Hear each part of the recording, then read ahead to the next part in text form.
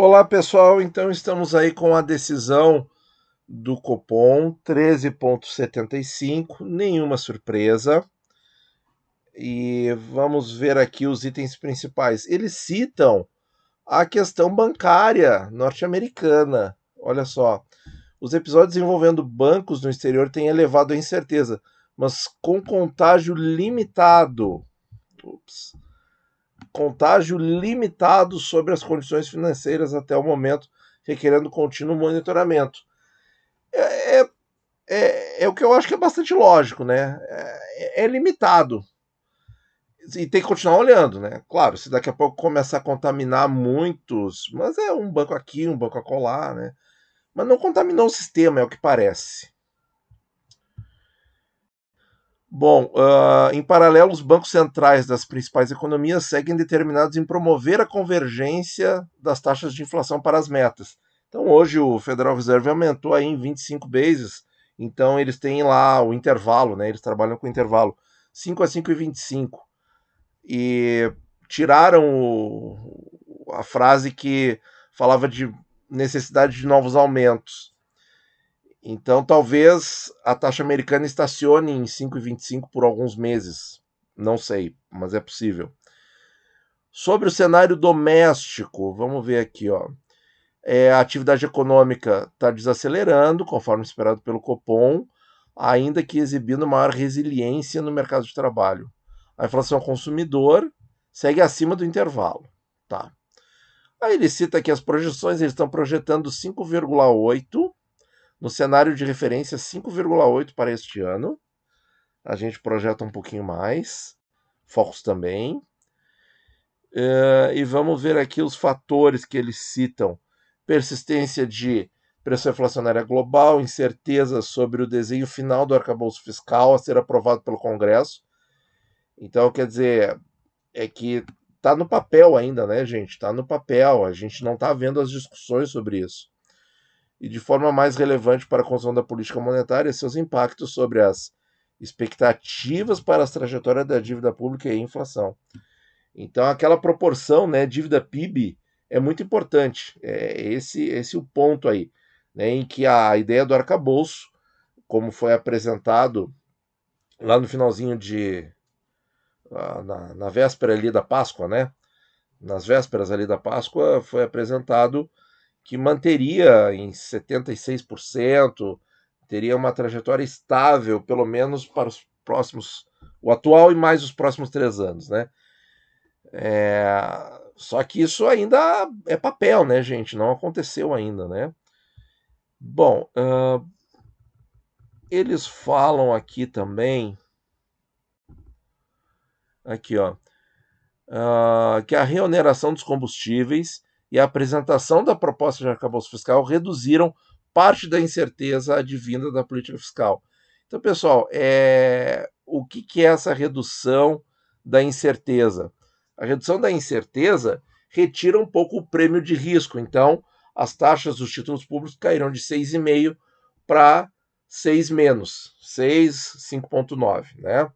Então, reduziu o prêmio de risco, é isso. Então, reduziu um pouco a incerteza da política fiscal. Então, mesmo que haja incerteza sobre a política fiscal, dentro do arcabouço estariam alguns limites, né? Por outro lado, a conjuntura caracterizada por um estágio em que o processo de desinflação tende a ser mais lento, demanda maior atenção na política monetária. Então, eles também estão dizendo isso que a gente percebe, né, pessoal, que está devagar, está muito lento, né? Uma melhorinha aqui, outra melhorinha ali, mas lenta e paulatinamente acontecendo, né? E olha aqui, algumas frases que têm que ser colocadas nos dias de hoje, né? Ó, o cupom enfatiza que não há relação mecânica entre a convergência da inflação e a aprovação do arcabouço fiscal. Claro, a gente precisa ter o arcabouço correndo na prática, né? Senão é só papel, né? Considerando todos os cenários, balanço de riscos, o cupom manteve a taxa básica de juros em 13,75. O comitê entende que essa decisão é compatível com a estratégia de convergência de inflação para ao redor da meta, ao longo do horizonte relevante, que inclui o ano de 24. 23 já perdemos a batalha, né? Sem prejuízo de seu objetivo fundamental de assegurar a estabilidade de preço, essa decisão também implica suavização das flutuações do nível de atividade econômica e fomento do pleno emprego. Apesar de não ser mandato do Banco Central, ele cita o fomento do emprego, né? Eu acho bom isso aí. Considerando a incerteza, o comitê segue vigilante.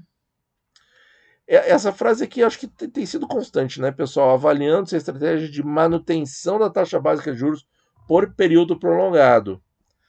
Não trocou o adjetivo, é período prolongado, gente. Período prolongado. É capaz de ser para o fim do ano, hein? Não estamos querendo jogar balde de água fria em quem está esperando uma redução para o começo do próximo semestre, mas pode ser que seja para o final. Quiçá, colocar um quiçá ainda, né? Quiçá no final. O comitê reforça que irá perseverar até que se consolide não apenas o processo de desinflação, como também a ancoragem das expectativas. Suavemente, né? Suavemente já está ancorando ali alguma expectativazinha. Pelo menos parou de subir um pouco no ano de 24, né?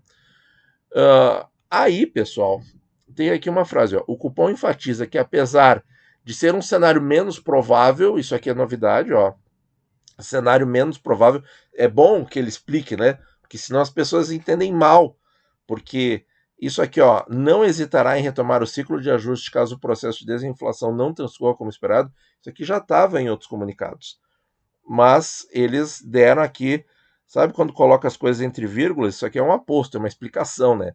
Apesar de um cenário menos provável. Então, enfatiza que apesar de ser menos provável, ele não hesitará de voltar a subir se a inflação sair do controle, é óbvio, né? Então, pessoal, achei o comunicado bem didático, para usar essa palavra, né? Achei que foi muito didático, né? Explicando, olha, não tem relação mecânica com a aprovação do arcabouço fiscal, a ideia é boa, né? Mas ainda há incertezas, por quê? Porque não foi aprovado, é só projeto, né? E aí eu acrescento, e cadê as discussões no Congresso sobre isso? Né? Tem que fazer, pessoal. O Congresso tem que se mexer, tem que fazer, isso é importante para o país.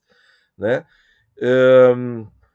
E que é menos provável, mas que se a inflação voltar, ele vai ter que voltar a subir. Por quê? Porque a gente já viu no passado, pessoal. A Selic é assim, ó, sobe de 7 para 11, e aí para algumas reuniões em 11, depois volta a subir. Ou então, no caminho contrário, também já aconteceu no passado. Ela desce de, sei lá, 15, 16, para em 10 e alguma coisa, fica algumas reuniões em 10 e depois volta a cair. Isso já aconteceu no passado. Então eu acho que é mais nesse sentido que eles colocam essa frase aqui. Mas eles colocaram uma explicação aqui, ó, apesar de ser um cenário menos provável. Então, pessoal, na minha visão, tá tudo.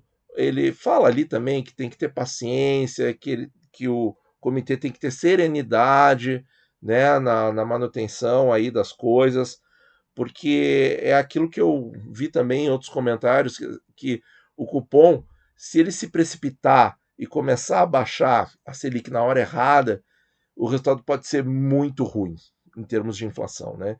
Então, na minha visão, veio tudo conforme o esperado. Eu não esperava nada muito diferente disso, né? Os americanos, talvez parando um pouco, mantendo em 5,25, talvez seja um grande sinal. Talvez seja um grande sinal, né? Então isso dá uma confiança maior também. Embora eu também tenha escutado alguns comentários de que a inflação, que eu vou falar são palavras um pouco fortes, tá, gente? A inflação é como um câncer, né? Então você está lutando, parece que controlou, e daqui a pouco pipoca aqui, pipoca colar, e aí você tem que retomar o tratamento, tá? Então, claro, é um conceito meio pesado, achei uma comparação um pouco pesada desse analista a quem eu assisti, mas é exatamente isso. Quer dizer, você depois da inflação controlada, você tem que esperar um tempo ainda para ela bem sob controle para não mostrar nenhum repique inesperado, né? Então, se o cupom se adiantar e começar a baixar antes da hora, ele corre um risco de jogar fora todo esse trabalho super mega custoso que está sendo de ter elevado a Selic e manter em nível alto. Né? Começar a baixar na hora errada pode ir tudo por água abaixo, né? Então tá, pessoal, era isso que eu tinha por hoje. Espero que vocês tenham gostado. Não vi nada de muito anormal, nem de... Vamos ver aqui o que diz aqui, ó. Eles ainda citam preço de petróleo, câmbio e tal, no cenário de referência, mais explicações, certo? Eu acho que o Tesouro IPCA continua rei nas nossas alocações, certo? Você escolhe se é principal, se é com juros, se é sob a forma do renda mais, mas Tesouro IPCA continua rei nesse cenário tão incerto como a gente está vendo, né, pessoal? Muito obrigado por ouvir e bons investimentos a todos.